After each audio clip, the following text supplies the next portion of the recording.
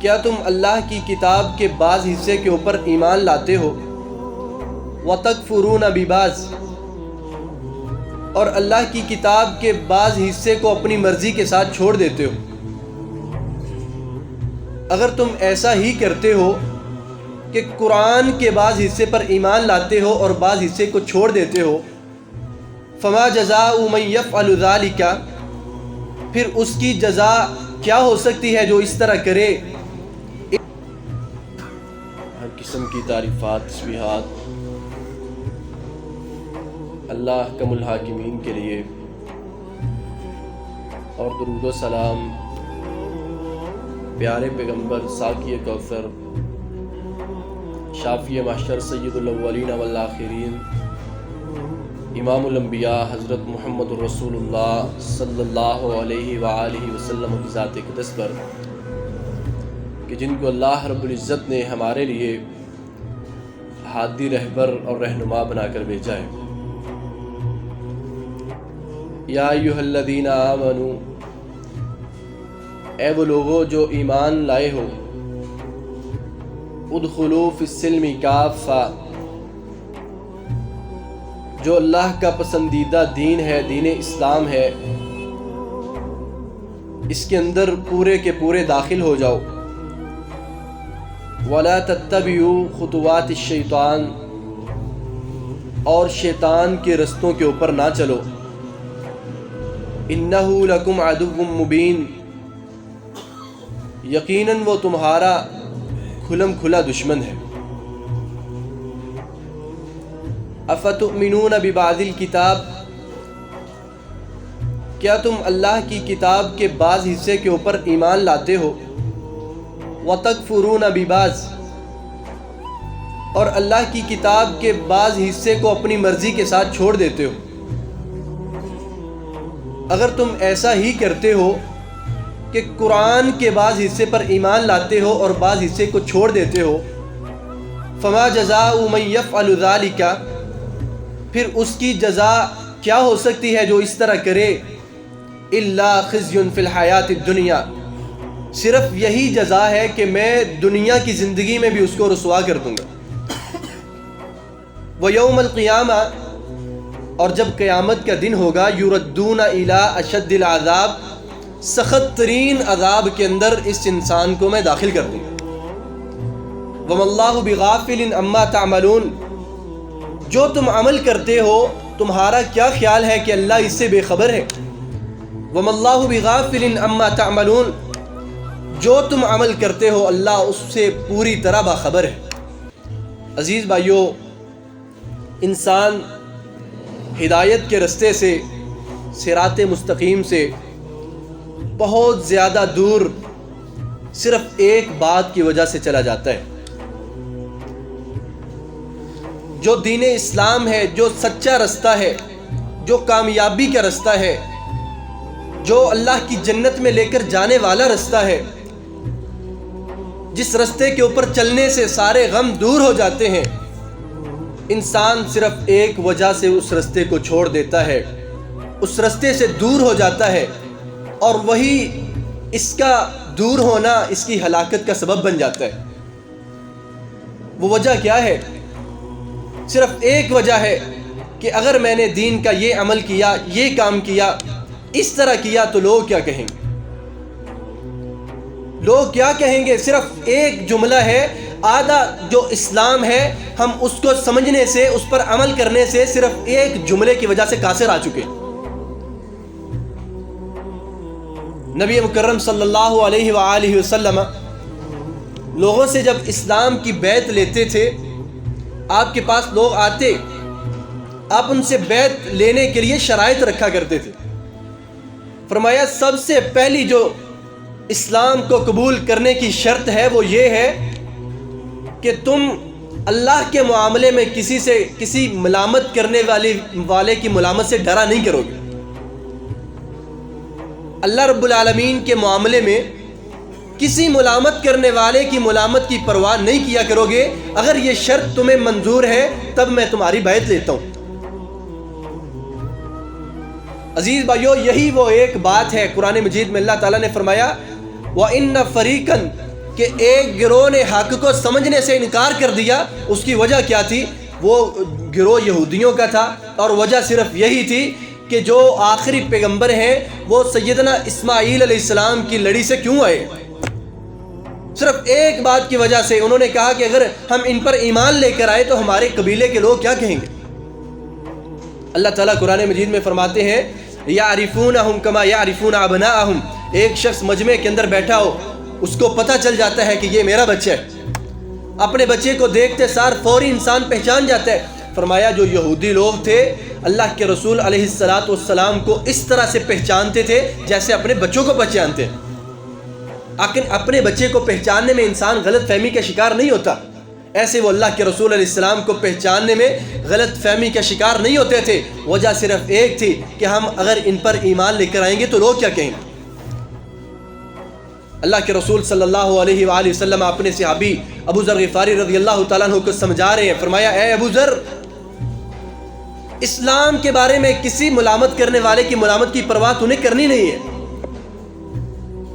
معاملہ اسلام کا ہے، اللہ کے دین کا ہے، تقوی کا ہے، جہاد کا ہے، زکوٰۃ کا ہے، لباس کا ہے، چہرے کا ہے، اپنی شکل و شباہت کا ہے۔ کسی معاملے جو اسلام کا معاملہ ہے، اللہ کے معاملے کے اندر، اسلام کے معاملے کے اندر کسی ملامت کرنے والے کی ملامت کی پرواہ تمہیں نہیں کرنی، تب جا کر تمہارا اسلام مکمل ہوگا۔ ہم اسلام کا اکثر حصہ صرف اسی وجہ سے چھوڑ دیتے ہیں، اگر میں نے یہ کیا، میں نے یہ کیا، اس طرح کیا تو لوگ کیا کہیں گے، میری ناک نہیں رہے گی۔ عزیز بھائیو، اپنی خواہشات کے پیچھے چلنے والے کو اللہ تعالیٰ نے مشرک کہا ہے۔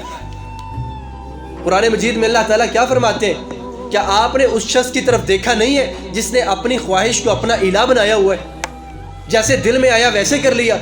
اس شخص کے بارے میں کیا خیال ہے جس نے اپنے آپ کو اپنی خواہش کے اور لوگوں کی خواہش کے پیچھے لگایا ہوا ہے؟ لوگوں کی یہ پسند ہے تو میں نے اسی طرح کر لیا، لوگ اس چیز کو ناپسند کرتے ہیں تو لہٰذا میں نے اس سے پرہیز کر لیا۔ نبی مکرم صلی اللہ علیہ وآلہ وسلم ارشاد فرماتے ہیں لا یؤمن احدکم حتی تکون ہواہ تبعا لما جئت بہ۔ فرمایا اس وقت تک کوئی ایمان والا ہو ہی نہیں سکتا جب تک اس کی جو خواہشات ہیں وہ اس چیز کے تابع نہ ہو جائیں جس کو میں لے کر آیا، جس شریعت کو میں لے کر آیا ہوں۔ تب جب تک انسان کی تمام تر خواہشات اس کے مطابق نہ ہو جائیں تب تک وہ ایمان والا نہیں ہو سکتا۔ عزیز بھائیو، ہم دیکھ سکتے ہیں کہ ہمارے اندر کتنا ایمان ہے۔ ہمیں شریعت کی فکر ہوتی ہے یا لوگوں کی فکر ہوتی ہے؟ ما لکم لا ترجون للہ وقارا، قرآن سنتے ہیں، حدیث سنتے ہیں، وعظ سنتے ہیں، خطبہ جمعہ سنتے ہیں، درس سنتے ہیں، ہم بدلتے ہی نہیں ہیں، لوگوں کا خیال ہمارے دل سے نکلتا ہی نہیں ہے۔ عزیز بھائیو، اس شخص کا ایمان کبھی بھی مکمل نہیں ہو سکتا جو اللہ کے دین کے بارے میں لوگوں کو بیچ میں لاتا ہے۔ نبی کریم صلی اللہ علیہ وآلہ وسلم کے صحابہ کرام رضوان اللہ علیہ مجمعین، ان کی ساری زندگی کو پڑھ کر دیکھ لیں، بلکہ اللہ کے رسول صلی اللہ علیہ وآلہ وسلم نے سیدنا زید رضی اللہ تعالیٰ عنہ کو اپنا منہ بولا بیٹا بنایا تھا۔ نبی علیہ السلام نے حضرت زید رضی اللہ تعالیٰ عنہ کو اپنا منہ بولا بیٹا بنایا ہے، اور زمانہ جاہلیت کے اندر یہ چیز رائج تھی کہ جو شخص جس کو اپنا منہ بولا بیٹا بنا دیتا ہے اس کو پھر وراثت کے اندر بھی حقدار ٹھہرایا جاتا ہے۔ اللہ کے نبی علیہ السلام نے اپنی پھوپھی کی بیٹی، ان کا نکاح حضرت زید رضی اللہ تعالیٰ عنہ سے کر دیا۔ اللہ رب العالمین نے وحی کے ذریعے خبر دے دی کہ جو زید ہیں وہ آپ کی پھوپھی کی بیٹی کو طلاق دینے والے ہیں، آپ نے ان کے ساتھ شادی کرنی ہے۔ نبی صلی اللہ علیہ وآلہ وسلم کے پاس سیدنا زید رضی اللہ تعالیٰ عنہ آئے۔ اللہ کے رسول علیہ السلام فرماتے ہیں امسک علیک زوجک واتق اللہ، آ کر کہنے لگے کہ اللہ کے رسول میں نے اپنی بیوی کو طلاق دینی ہے، میرا گزارا نہیں ہو رہا، میرا نباہ نہیں ہو رہا۔ نبی علیہ السلام فرماتے ہیں امسک علیک زوجک، اپنی بیوی کو طلاق نہ دو، واتق اللہ، اللہ سے ڈر جاؤ۔ زید ایسا کام نہ کرنا، کیوں کہ آپ نے اس کو منہ بولا بیٹا بنایا ہوا ہے۔ اللہ تعالیٰ قرآن مجید میں فرماتے ہیں مَلَّهُ مُبْدِي، جس بات کو آپ راز کے اندر رکھ رہے ہیں اللہ تعالیٰ اس کو ظاہر کرنے والا ہے۔ فرمایا ظاہر کیوں کرنے والا ہے؟ فَاللَّهُ أَحَقُّ أَن تَخْشَوْا أَتَخْشَوْنَ النَّاسَ فَاللَّهُ أَحَقُّ أَن تَخْشَوْا، کیا آپ لوگوں سے ڈر رہے ہیں کہ لوگ کیا کہیں گے؟ فَاللَّهُ أَحَقُّ أَن تَخْشَوْا، زیادہ حق یہ ہے کہ اللہ سے ڈرا جائے۔ اللہ رب العالمین نے اپنے پیارے حبیب کو امام الانبیاء کو یہ نصیحت کی ہے، فرمایا اتخشون الناس، کہ اس معاملے کی وجہ سے آپ لوگوں سے ڈر رہے ہیں کہ لوگ کیا کہیں گے، فرمایا فاللہ احق ان تخشوا، اللہ زیادہ حق رکھتا ہے کہ اس سے ڈرا جائے۔ عزیز بھائیو، ہماری مثال لے لیں کہ ہم دین کے آدھے حصے کو لے لیتے ہیں، جس کو ہماری خواہش تسلیم کرتی ہے اس کو لے لیتے ہیں، اس پر عمل کر لیتے ہیں، اور جس کو ہماری خواہش تسلیم نہیں کرتی یا جس مقام پر ہماری نظر لوگوں کی طرف جاتی ہے ہم اس کو چھوڑ دیتے ہیں۔ پہلی مثال اللہ کے رسول علیہ الصلاۃ والسلام فرماتے ہیں، فرمایا ثلاثۃ، تین قسم کے لوگ ہیں قیامت کا دن ہوگا اللہ تعالیٰ ان سے کلام ہی نہیں کریں گے۔ تین قسم کے لوگ ہیں قیامت کا دن ہوگا اللہ تعالیٰ ان کی طرف نظر رحمت سے دیکھیں گے نہیں۔ فرمایا تین قسم کے لوگ ہیں ان کا جو گناہ ہے اللہ تعالیٰ کل قیامت کے دن ان کو ان کے گناہ سے پاک ہی نہیں کریں گے۔ فرمایا سب سے پہلا جو انسان ہے المسبل، اپنے کپڑے کو اپنے ٹخنے سے نیچے لٹکانے والا۔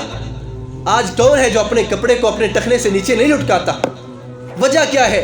معاملہ کیا ہے؟ حدیث تو ہم نے 1 مرتبہ 2 مرتبہ 10 20 سینکڑوں مرتبہ سنی ہے، مگر وجہ کیا ہے کہ لوگ کیا کہیں گے؟ میں اپنا کپڑا اوپر اٹھا کر چلتا ہوں، اگر اللہ کے رسول علیہ الصلاۃ والسلام کی سنت پر عمل کرتا ہوں کہ آپ کا جو کپڑا ہے آپ کی نصف پنڈلی کے اوپر ہوتا تھا، اگر میں اس چیز کو دیکھتا ہوں تو مجھے یہ بات یاد آ جاتی ہے کہ لوگ کیا کہیں گے۔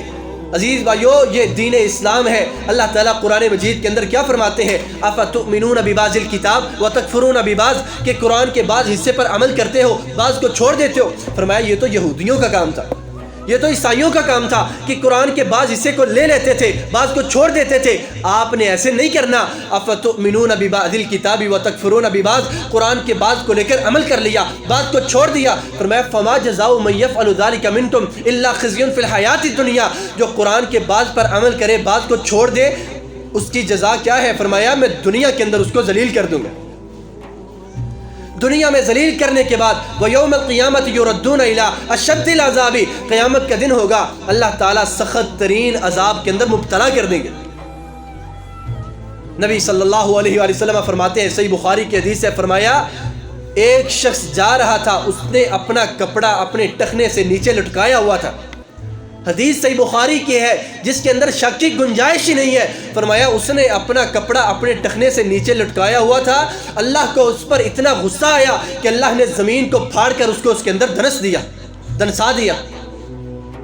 ہم اپنے کپڑے کو بڑے آرام سے اپنے ٹخنے سے نیچے لٹکائے ہوئے ہیں، کوئی پرواہ نہیں ہے، صرف ایک بات کی فکر لاحق رہتی ہے کہ اگر میں نے اپنے کپڑے کو اٹھا لیا تو لوگ کیا کہیں گے؟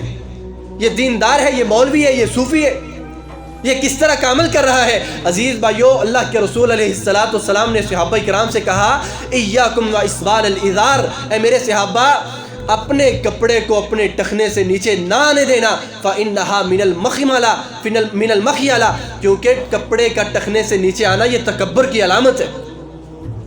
ہم کہتے ہیں ہمارے دل میں تکبر نہیں ہے، امام الانبیاء علیہ الصلاۃ والسلام کی مبارک زبان سے نکلے ہوئے الفاظ ہیں، شک کرنے والا کون ہو سکتے ہیں؟ صرف ایک وجہ ہے، اگر میں اپنے کپڑے کو اوپر اٹھاتا ہوں لوگ کیا کہیں گے؟ داڑھی کو منڈوا دیتا ہوں لوگ کیا کہیں گے؟ گھر کے اندر پردہ نہیں ہے لوگ کیا کہیں گے؟ چودھری صاحب ہیں، امیر صاحب ہیں، شادی کے اوپر آئے ہیں، فنکشن کے اوپر آئے ہیں اور اس کی بیوی نے پردہ کیا ہوا ہے، اس کی بیٹی نے پردہ کیا ہوا ہے، لوگوں کی وجہ سے اسلام کی حرمت کو پامال کر دی ہے۔ ان کی فکر ہے، اللہ کی فکر ہی نہیں ہے۔ اللہ تعالیٰ سورہ علق کے اندر فرماتے ہیں، قرآن مجید کی سب سے پہلی جو وحی ہے، اللہ تعالیٰ کیا فرماتے ہیں؟ فرمایا اِنَّ إِلَىٰ رَبِّكَ الرُّجْعَىٰ، لوگوں کو دیکھ کر اپنے دین کو بدل دیتے ہو، چھوڑ دیتے ہو، حقیر جان لیتے ہو، تمہارا اختتام کیا ہے؟ جب تم دنیا سے جاؤ گے تو لوگ کیا کہیں گے؟ اِنَّا لِلَّهِ وَإِنَّا إِلَيْهِ راجعون، صرف ایک جملہ کہیں گے، جی وہ چلے گئے ہیں، سب نے جانا ہے، وہ بھی چلے گئے ہیں، صرف یہ ایک جملہ ہے جو تمہارے جانے کے بعد دنیا کہے گی اور کچھ نہیں کہے گی۔ لوگوں کی خاطر میں اسلام سے دور رہتا رہا، لوگوں کی خاطر میں حق پر عمل نہ کرتا رہا، یہ لوگ کیا کہیں گے؟ یہ لوگ تو تمہارے ساتھ مخلص ہی نہیں ہے۔ جب آپ کا جنازہ اٹھے گا، کیا آپ نے دیکھا نہیں ہے کہ قبرستان میں جب پہنچتے ہیں مولوی صاحب آتے ہیں، 4 منٹ نصیحت کر رہے ہوتے ہیں، لوگ ساتھ ہی بول پڑتے ہیں، لوگ تو آپ کے لیے دعا کرنے میں مخلص ہی نہیں ہے، آپ ان کی وجہ سے اللہ کے دین کو چھوڑ رہے ہو۔ فرمایا ان الی ربک الرجعا، ان کی فکر کر رہے ہو، تمہیں پتہ ہے تمہارا انجام کیا ہے؟ یقیناً تمہارا انجام یہ ہے کہ تم نے اپنے رب کی طرف لوٹ کر جانا ہے، ان کے پاس تم نے نہیں رہنا۔ جن کی فکر کرتے ہو، ان کی فکر کرتے ہو، انہوں نے تو انبیاء علیہم الصلاۃ والسلام کی معصوم عن الخطا، جنہوں نے گناہ بھی نہیں کیے تھے، انہوں نے تو ان کو معاف نہیں کیا۔ معاذ اللہ، کسی کو مجنون کہا، کسی کو شاعر کہا، کسی کو کاہن کہا، کسی کو کچھ کہا، اور بعض انبیاء علیہم الصلاۃ والسلام پر الزامات لگائے گئے۔ حضرت یوسف علیہ الصلاۃ والسلام پہ الزام لگا تھا یا نہیں لگا تھا؟ جیل میں گئے تھے نہیں گئے تھے؟ آپ ہم لوگوں کی بات کرتے، لوگوں نے کس کو معاف کیا ہے؟ انبیاء علیہم الصلاۃ والسلام کی مبارک ہستیاں ان کی زبانوں سے محفوظ نہیں رہ سکی، ہم ان کی طرف دیکھتے رہتے ہیں کہ یہ کیا کہیں گے۔ عزیز بھائیو، اللہ کا دین جو ہے سچا دین ہے، سچا دین ہے۔ اللہ کی قسم، کامیاب انسان وہ ہے جو اپنے اللہ کے دین کے بارے میں، اسلام کے بارے میں، عمل کرنے کے بارے میں کسی کو بھی اپنی خاطر میں نہیں لاتا۔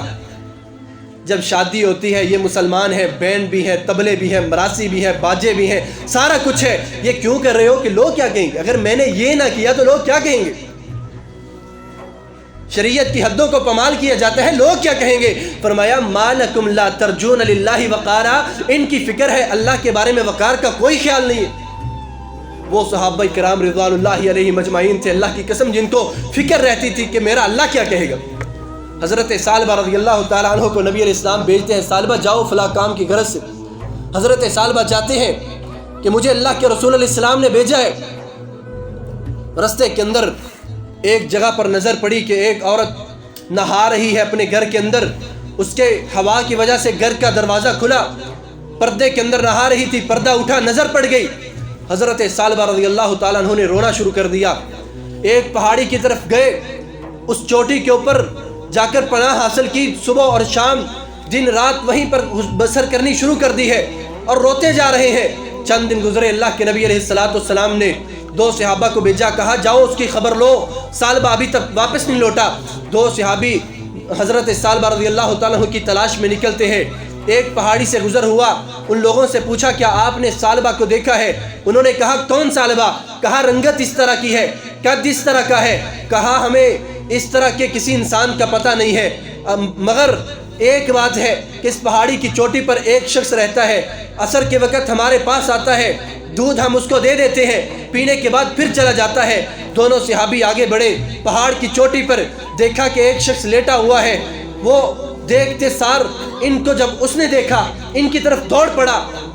حضرت ثعلبہ رضی اللہ تعالی عنہ جب آنے والے 2 صحابہ کو دیکھتے ہیں، ان کی طرف دوڑ پڑتے ہیں۔ جب ان کے پاس آتے ہیں، آنے کے بعد سب سے پہلی بات کیا کرتے ہیں؟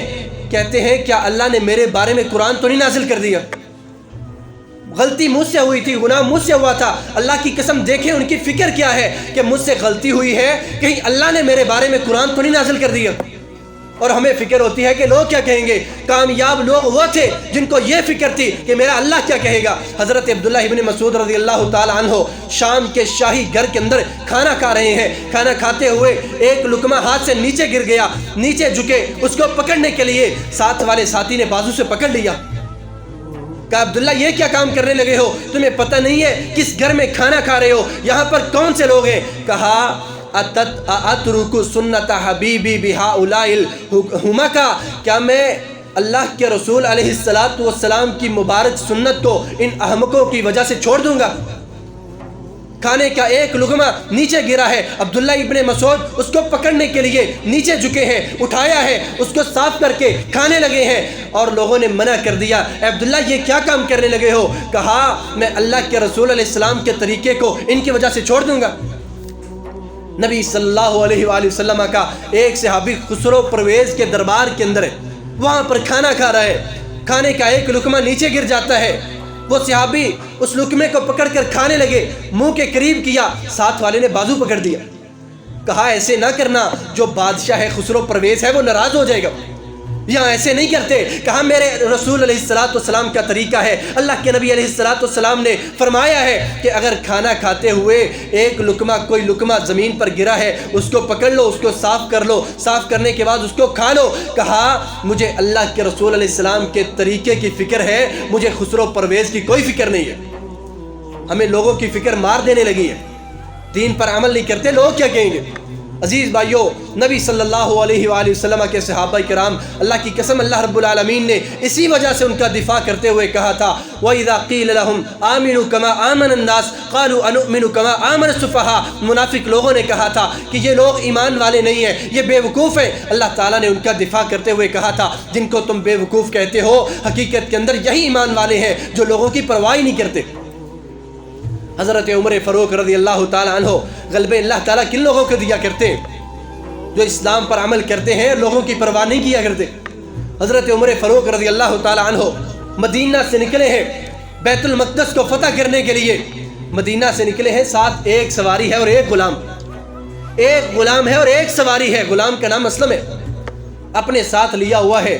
ایک منزل کا سفر طے کیا, سواری سے نیچے اترے, کہا اے اسلم اب آؤ تم بھی سوار ہو جاؤ.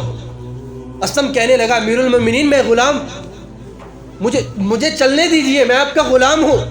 کہا اے اسلم مجھے عدل کا حکم دیا گیا ہے, تو بھی انسان ہے, تو بھی انسان ہے, مجھے عدل کا حکم ملا ہے. تو میری سواری کے اوپر سوار نہیں ہو رہا, کل قیامت کے دن میرے گناہوں کا بوجھ تو اٹھا سکے گا. غلام کو سوار کر دیا ہے. اسلم بیان کرتا ہے کہ ہم مدینہ سے نکلے, جب عمر رضی اللہ تعالیٰ عنہ نے یہ عمل کیا کہ مجھے بھی سواری پر سوار کر دیا, اونٹ کی مہار کو پکڑا, پیدل چلنا شروع کر دیا. سارا سفر میں یہی سوچتا رہا کہ اللہ کرے ایسا ہو جب بیت المقدس کے قریب جائیں تو امیر المومنین اوپر سوار ہو اور میرے ہاتھ کے اندر اونٹ کی مہار ہو. اسلم کہتا ہے میں سارا سفر دعائیں کرتا رہا, مگر جب ہم بیت المقدس کے قریب آئے تو عمر رضی اللہ تعالیٰ عنہ کی باری آ گئی پیدل چلنے کی. میں نے کہا امیر المومنین آپ سواری پر سوار ہو جائیے, آپ ایسا نہ کیجئے. کہتے ہیں امیر المومنین نے انکار کر دیا. کہا نہیں اسلم تو سوار ہوگا, مجھے عدل کا حکم ملا ہے. غلام سواری کے اوپر سوار ہے. اسلم کہتا ہے امیر المومنین چل رہے تھے, بیت المقدس کے قریب پہنچے, جو جوتا پہنا ہوا تھا وہ بھی ٹوٹ گیا. سفر کی وجہ سے جوتا ٹوٹ گیا ہے. اپنے جوتے کو اپنے ہاتھ میں پکڑا ہوا ہے اور دوسرے ہاتھ کے اندر اونٹ کی مہار پکڑی ہوئی ہے. غلام اوپر بیٹھا ہوا ہے, پیدل بیت المقدس کی طرف جا رہے ہیں. اللہ تعالیٰ نے کامیابیاں ایسے نہیں دی تھی, عروج ایسے نہیں دیا تھا, غلبہ ایسے نہیں دیا تھا. 22 لاکھ مربع میل کے حاکم وہ ایسے نہیں بنے تھے. ان لوگوں کے اندر عدل تھا, اللہ کی پرواہ تھی, دنیا کی پرواہ نہیں تھی. آگے سے حضرت ابو عبیدہ رضی اللہ تعالیٰ عنہ دیکھ کر بھاگتے ہوئے آئے, آ کر قریب رکے. کہا امیر المومنین آپ نے کیا حلیہ بنایا ہوا ہے, آپ کس طرح سے آ رہے ہیں؟ امیر المومنین آپ نے غلام کو اوپر سوار کیا ہوا ہے, مہار ہاتھ میں پکڑی ہوئی ہے, دوسرے ہاتھ کے اندر اپنا جوتا پکڑا ہوا ہے. یا امیر المؤمنین غیرت ثوبک, اے امیر المؤمنین بیت المقدس کے اندر بڑی دنیا آپ کو دیکھنے کے لیے آئی ہے, آپ کا استقبال کرنے کے لیے آئی ہے, آپ اپنے کپڑے تو بدل لیتے. 17 ثوبک, آپ کے بدن کے اوپر, آپ کی قمیض کے اوپر 17 پیوند لگے ہوئے ہیں. اے امیر المؤمنین بیت المقدس کو فتح کرنے کے لیے آ رہے ہو, جوتا ٹوٹا ہوا ہے, ہاتھ میں پکڑا ہوا ہے, سواری کی مہار پکڑی ہوئی ہے, غلام کے اوپر بٹھایا ہوا ہے. اے امیر المؤمنین کپڑے پہ 17 پیوند لگے ہوئے ہیں, اپنا جوتا بدل لیتے, اپنے کپڑے بدل لیتے, اپنی حالت بدل لیتے, لوگ دیکھ کر آپ کو کیا کہیں گے؟ ابو عبیدہ ابن الجراح کہتے ہیں میں نے اتنی بات کہی, امیر المؤمنین نے میرے سینے کے اوپر تھپڑ مارا, میں پیچھے جا کر گر پڑا.